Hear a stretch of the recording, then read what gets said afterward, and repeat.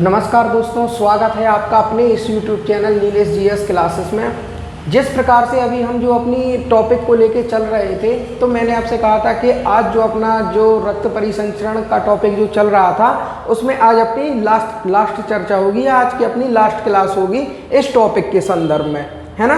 तो क्या था कि अभी जो हम लोगों ने चर्चा की थी, तो आप लोगों को अच्छे से पता होगा, लेकिन मैं फिर से आपको बता रहा हूँ। हम लोगों ने हार्ट के विषय में विस्तृत अध्ययन किया था। हार्ट के बाद हम लोगों ने पढ़ा था ब्लड के बारे में भी हम लोग अच्छे तरीके से और कंप्लीट चर्चा कर चुके हैं। ब्लड में हमने विभिन्न भागों को और इसके कॉन्सेप्ट को अच्छे से समझा है। और जो आज का हमारा टॉपिक है, तो आज हमको पढ़ना है ब्लड वेसल्स। ब्लड वेसल्स से तात्पर्य कि मतलब कि किस प्रकार से जो यह रक्त वाहिकाएं होती हैं, यह हमारे शरीर में ब्लड का आदान प्रदान करती हैं, या हमारे हार्ट या हृदय तक ब्लड को ले जाती हैं और हमारे हृदय से शरीर के विभिन्न अंगों तक रक्त को क्या करती हैं, ले जाने का कार्य करती हैं। तो आज जो हमें अपनी चर्चा करनी है, तो वो हमें करना है ब्लड वेसल्स पर। और यहाँ तक कि हम लोगों ने अपनी क्या है टॉपिक कंप्लीट कर चुके हैं, ठीक है।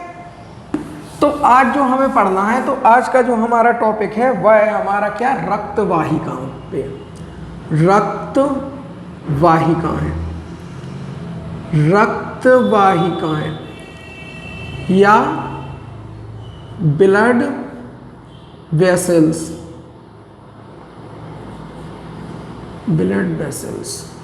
ओके, रक्त वाहिका या ब्लड वेसल्स की यदि हम बात करें, तो इसमें हम लोगों को क्या पढ़ना है, तो इनमें हम लोगों को दो बातों का ध्यान रखना है। क्या रखना है? सबसे पहले तो हमें पढ़ना है धमनी। ओके, क्या पढ़ना है? धमनी।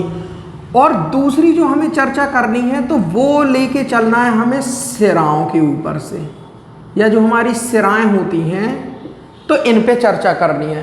तो सबसे पहले आप लोगों को यह जानना जरूरी है कि आखिर यह धमनी क्या है और सिराएं क्या है। तो सबसे पहले आप यह जानिए कि जो हमारे शरीर में, हमारे शरीर के जो भागों में यह हमको जो ये नीली या हरी संरचना दिख रही है, ये अपने हाथों में देखिए आप लोग अपने हाथों में, तो आप लोगों को क्या देखेंगे, ये नीली तरह की जिन्हें हम नस बोलते हैं।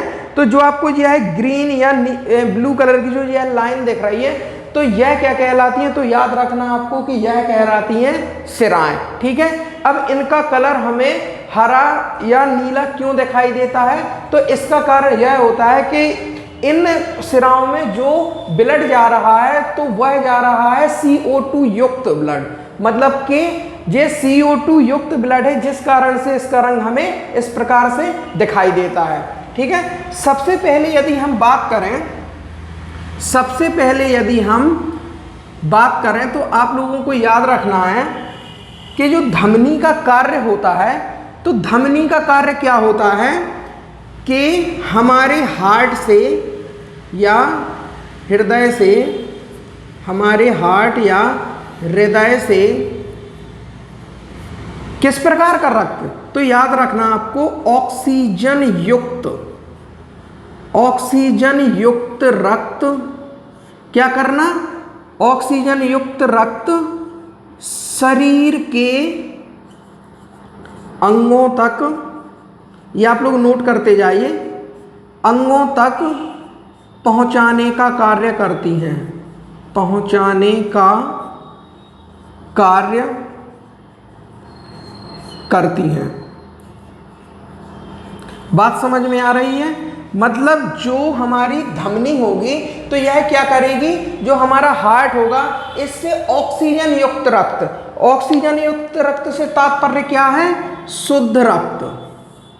मैंने आपको बताया था जब हम लोग हार्ट का चैप्टर पढ़ रहे थे कि ऑक्सीजन युक्त रक्त क्या कहलाता है, मतलब शुद्ध रक्त क्या कहलाता है और अशुद्ध रक्त क्या कहलाता है। ऑक्सीजन युक्त रक्त मतलब कि शुद्ध रक्त, बात को आप लोगों को याद रखना है, शुद्ध रक्त। तो यह क्या करती हैं कि अपने हार्ट से ऑक्सीजन युक्त रक्त शरीर के विभिन्न अंगों तक पहुंचाने का क्या करती हैं, कार्य करती हैं। इसमें आपको एक एक्सेप्शन याद रखना है, या जिसे हम बोलते हैं अपवाद। इसके अपवाद में आएगी, आप लोग को पता होगा क्या, तो पल्मोनरी धमनी। बात को समझना आप लोग, पल्मोनरी धमनी।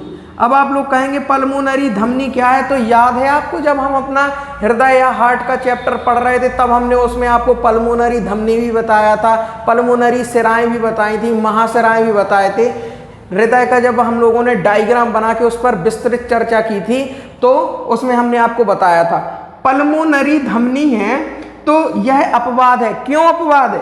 क्योंकि इसका जो कार्य होता है, तो आपको याद रखना है कि जो यह पल्मोनरी धमनी होती है, यह जो अपवाद है, तो देखना यह क्या करेगा, जो अपना हार्ट है, हार्ट या हृदय से यह क्या करती है, CO2 युक्त रक्त, CO2 युक्त रक्त कहाँ ले जाती है, तो वह ले जाती है लंग्स में, लंग्स या फेफड़ों में ले जाती है, फेफड़ों तक ले जाती है। बात को समझना, ले जाती है, जिस कारण से इसे क्या कहते हैं, अपवाद कहते हैं। क्यों? क्योंकि जो धमनी का मुख्य कार्य होता है वह हृदय से ऑक्सीजन युक्त रक्त शरीर के विभिन्न अंगों तक पहुंचाने का कार्य करती है, लेकिन जो अपवाद में पल्मोनरी धमनी है, यह क्या करती है कि अपने हार्ट से CO2 मतलब कार्बन डाइऑक्साइड जिसमें मात्रा उपस्थित होती है, या इसे क्या कहेंगे हम, अशुद्ध रक्त कहेंगे, है ना, CO2 युक्त रक्त को क्या करेगी, फेफड़ों तक ले जाने का कार्य करेगी। बात को समझना है।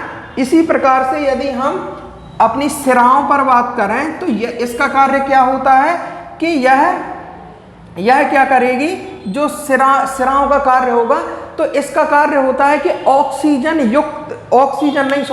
CO2 युक्त रक्त को, CO2 युक्त रक्त को क्या करेगी यह, तो मतलब कि शरीर के विभिन्न अंगों से एकत्रित करके कहाँ पे ले जाएगी, हार्ट में ले जाएगी। ठीक है, तो यहाँ से आपको याद रखना है कि सिराओं का कार्य क्या होता है, तो याद रखना है कि शरीर के अंगों से CO2 युक्त रक्त कहाँ ले जाती है, तो यह अपने हार्ट में या हृदय तक पहुँचाने का कार्य करती है, पहुँचाने का कार्य करती है। हार्ट का जब चैप्टर पढ़ रहे थे तब वहाँ पे हम लोगों ने देखा था, है ना, ये यहाँ पे अग्र और जो यहाँ पे अपनी क्या होती है, अग्र और पश्च सिरा होती हैं, तो वहाँ पे ये क्या करती हैं, CO2 युक्त रक्त हृदय तक पहुँचाने का कार्य करती हैं। इसमें भी जो हमें अपवाद याद रखना है, अपवाद, तो अपवाद क्या रखना है इसमें हम लोगों को, पल्मोनरी सिरा। अब यह क्यों, तो आपको याद रखना है कि यहाँ पर क्या हो रहा था, हृदय से CO2 युक्त रक्त कहाँ तक, फेफड़ों तक ले जाती थी। ठीक है, तो यह क्या करेगी कि ऑक्सीजन युक्त रक्त कहाँ से, अब देखना यहाँ पे हृदय से फेफड़ों तक ले जा रही थी, तो यह ऑक्सीजन युक्त रक्त कहाँ, फेफड़े से हृदय तक, फेफड़ों या लंग्स से कहाँ, तो हृदय तक ले जाने का कार्य करती हैं। ठीक है, ले जाती हैं। तो इसका यह अपवाद है। क्यों? क्योंकि जो सिराओं का कार्य होता है वह होता है CO2 युक्त रक्त, है ना, लेकिन ये यहाँ पे क्या कर रही है, तो ऑक्सीजन युक्त रक्त को फेफड़ों से हृदय तक ले जाने का कार्य कर रही है। ओके, इतना आप लोग नोट कीजिए, अब इसके बाद हमें देखना है, इसके बाद हमें जो देखना है तो वो देखना है कि जैसे ये धमनी होती हैं, ठीक है, तो आपको याद रखना है धमनी का जो आकार होगा वह इस प्रकार से होगा, इस प्रकार से, कैसा, मतलब जो इनकी संरचना होती है या इनकी ये क्या है, दीवारें हैं, ठीक है, क्या है यह इनकी दीवारें हैं। ओके, इनकी दीवारों की यदि हम बात करें तो आपको क्या रखना है याद कि जो धमनी की जो दीवारें होती हैं, धमनी की दीवारें नोट करते जाइए आप लोग साथ में। दीवारें कैसी हैं, मोटी दिख रही हैं, दीवारें मोटी तथा लचीली होती हैं, लचीली होती हैं। अब यही हम बात यहाँ पे सिराओं पे करें तो सिराओं में आपको क्या याद रखना है कि जो सिराएं होती हैं वो इस प्रकार से होती हैं, मतलब कि जो सिराओं की क्या होती हैं, सिराओं की जो दीवारें होती हैं वह पतली होती हैं एवं पतली एवं लचीली होती हैं। ओके, अब इसमें जो आपको नेक्स्ट बात का याद रखना है तो आपको यह बात याद रखना है, तीसरा पॉइंट, जो यह धमनी होती हैं तो धमनी कहाँ पाई जाती है। क्या पहले आप एक बात बताइए, क्या हम धमनियों को अपने शरीर में देख सकते हैं? बिल्कुल नहीं देख सकते हैं। क्यों नहीं देख सकते हैं? क्योंकि यह हमारे शरीर के अंदर काफ़ी भीतरी भागों में होती हैं। जो हमें यह दिखाई देती हैं यह अपनी कहलाती हैं सिराएं, ठीक है। तो आपको याद रखना है कि जो धमनी होती हैं, ठीक है, अब धमनी की दीवारों पर हम लोगों ने चर्चा कर ली, क्या होती हैं, मोटी होती हैं। तो इनमें क्या होगा, जब मोटी होंगी तो इनमें जो हमारा रक्त दाब होगा या रक्त का प्रवाह होगा बहुत तेज होगा। तो धमनी में क्या होगा, जो हमारा रक्त दाब है या रक्त का प्रेशर है वह क्या होता है, तेज होता है या तीव्र होता है। ओके, और इसकी यदि हम बात करें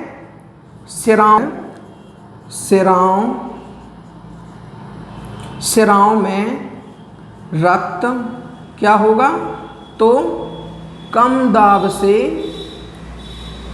प्रवाहित होगा। यहाँ पे क्या है, धमनी में रक्त क्या होगा, अधिक दाब से प्रवाहित होता है। ओके, क्या होता है, अधिक दाब से प्रवाहित होता है। अब इसमें जो हमें नेक्स्ट बात करनी है, एक बात याद है, जब हम अपना जो हार्ट का चैप्टर पढ़ रहे थे उसमें हम लोगों ने कपाट की बात की थी। कपाट पाए जाते हैं ना, कि जिस प्रकार से रक्त हृदय के आलिंद से निलय में प्रवेश करता है, उसके बाद जो हमारी क्या होती है, मुख्य धमनी एओर्टा के माध्यम से कहाँ जाता है, शरीर में प्रवेश करता है। तो आपको याद रखना, जो धमनी होती हैं तो धमनी में क्या होता है कि धमनियों में कपाट नहीं पाए जाते हैं। यह बात आपको याद रखना, नहीं पाए जाते हैं। ओके, और जो सिराएं होती हैं तो इनमें क्या होते हैं, कपाट पाए जाते हैं। बात समझ में आ रही है। अब इसका केवल हमको एक पॉइंट और याद रखना है, इतना आप लोग नोट कीजिए। तो इसके बाद का जो हमें पॉइंट याद रखना है, तो यहाँ पे लिखे दे रहे हैं। इसके बाद जो हमें पॉइंट याद रखना है तो आप लोग को याद रखना है क्या, जो अभी मैंने आपको बताया था कि जो धमनियाँ होती हैं, धमनी यह कहाँ होती हैं, शरीर में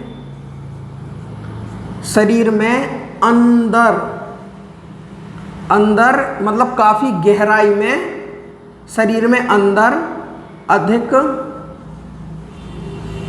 गहराई में होती हैं, अधिक गहराई में पाई जाती हैं। ओके, पाई जाती हैं, ठीक है। और यह क्या होंगी, तो यह हमारे शरीर से दिखती हैं। तो इस प्रकार से जो सिराएं होंगी यह क्या होंगी, तो गहराई में नहीं पाई जाती हैं, ओके, क्योंकि ये हमें दिख जाती हैं, गहराई में नहीं पाई जाती हैं। ओके, अब आप लोगों को इसमें एक बात और याद रखना, क्वेश्चन कभी पूछ लेता है कि जो हम लोग जब बीमार हो जाते हैं डॉक्टरों के पास जाते हैं तो वह हमारे हाथ में क्या करता है, इंजेक्शन लगाता है। तो इंजेक्शन कहाँ पे लगते हैं, धमनियों में लगते हैं या सिरा में लगते हैं। तो आप लोगों को याद रखना है कि हम लोग को जो दिखती हैं यह क्या कहलाती हैं, तो यह सिराएं होती हैं। ठीक है, तो यहाँ पे आप लोग को एक नोट लगा के लिख लेना है। तो वो नोट क्या है, तो आप लोगों को याद रखना है जो इंजेक्शन होते हैं, इंजेक्शन कहाँ लगते हैं, सिराओं में लगाए जाते हैं,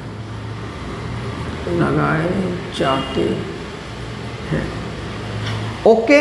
तो इस प्रकार से क्या है, हम लोगों ने अब ये क्या देख लिया, अपनी रक्त वाहिकाएं देख ली है ना, धमनी और सिराएं देखी कि क्या होता है। तो अब हमारा यहाँ पे आज क्या होता है, तो रक्त परिसंचरण तंत्र का जो टॉपिक होता है या चैप्टर होता है, तो आज इस पर हम लोगों ने क्या किया, तो विस्तृत रूप से चर्चा कर चुके हैं और आज अपना यह टॉपिक क्या हुआ, समाप्त हो गया है। ओके, अब इसके बाद अभी हम क्या पढ़ रहे थे, रक्त परिसंचरण तंत्र।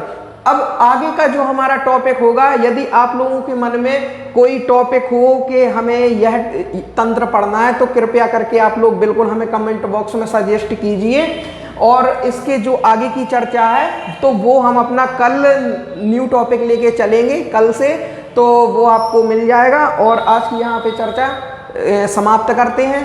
ओके, तो नमस्ते, जय हिंद, जय भारत।